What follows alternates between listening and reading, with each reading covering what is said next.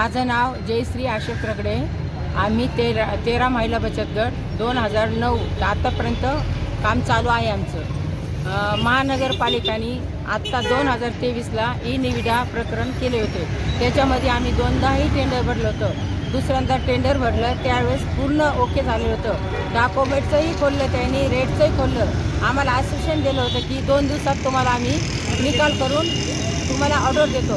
परत नंतर विजय पाटलांनी असा निर्णय घेतला की काही त्या टेंडरमध्ये अटी शर्ती मला मान्य नाहीत, कारण हे टेंडर कमिशनर साहेबाच्या मान्यताने काढलेलं असूनही विजय पाटीलचं असं म्हणणं आहे की माझ्या मनाने मी अटी शर्ती टाकून टेंडर परत काढू.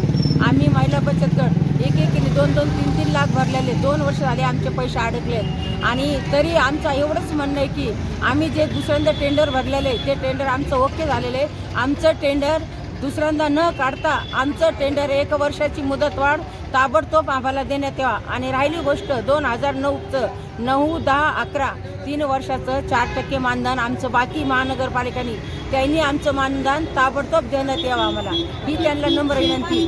आणि कर्मचाऱ्याची 5 महिने झालेले पेमेंट झालेलं नाही. म्हणजे कर्मचारी बिचारी सकाळी 6ला येऊन तर 2 वाजेपर्यंत साफसफाईचं काम करते. आपल्याला 1 दिवस काही भेटलं नाही तर आपण कसं करायचं? जर कर्मचारी 5 महिने पेमेंट होत नाही तर त्यांनी खायचं काय? त्यांचा विचार कोण करणार आहे? हे महापालिकेला कळायला पाहिजे की त्यांची घरामधून बिचारे निष्कारणप्रमाणे काम करते, त्यांची पेमेंट ताबडतोब 10 तारखेच्या आत देण्यात यावा. आणि थकलेलं मानधन त्वरित देण्यात यावा. आणि राहिलेले 5 महिन्याचे बिल ताबडतोब देण्यात यावा, ही नम्र विनंती. आणि आमची एवढीच विनंती की आमचं टेंडर काढलेलं ताबडतोब आम्हाला देण्यात यावा.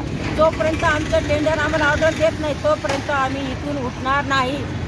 आमची मागणी पूर्ण झालीच पाहिजे, होतच नाही, झालीच पाहिजे. टेंडर आम्हाला भेटलंच पाहिजे. चाने बोला ना. महापालिकेचं करायचं काय?